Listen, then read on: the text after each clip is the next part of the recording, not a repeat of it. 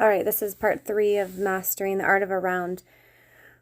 And the usage, how do you use it? So you have to understand that as you're going about your day, you're experiencing things, whether it's these internal autonomic trauma patterns that are going off, that are going to be rerouted in your training and your healing, okay? Or just things in your circumstances. So when you are deciding when to do a round, obviously more is always better,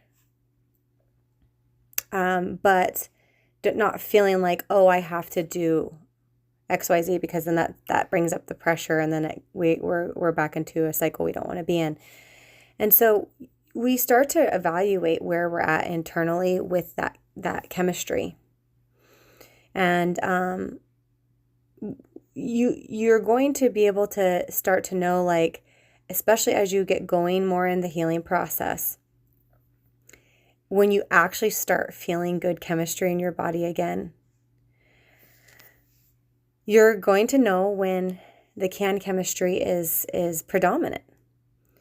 And at that time, that's when you might decide, you know what, I like the dose chemistry in my body, and I like the way that feels. So we're just going to manually insert that in.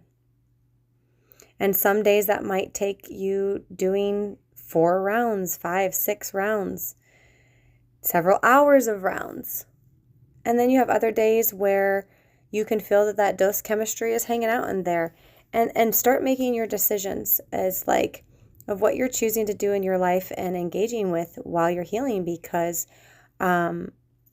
if you pick an activity or a situation that you want to put yourself in that's going to elicit can chemistry or trauma chemistry, probably not the best choice for healing.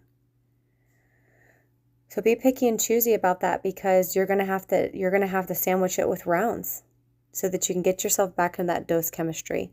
And that's what we're doing with the rounds, is we are training the brain to respond to autonomic patterns and our current circumstances with different chemistry. And that's what the rounds can do. And I'm going to talk about some other elements of healing while you're walking this out. This is just for rounds and rounds and rounds. And I think I'm going to do a round here in a bit where I'm going to do my face so that you can see my face and not just hear what I'm saying. Because this is neuronal mirroring. That's why I do the videos the way that I do, because I want your brain to start to mirror what I'm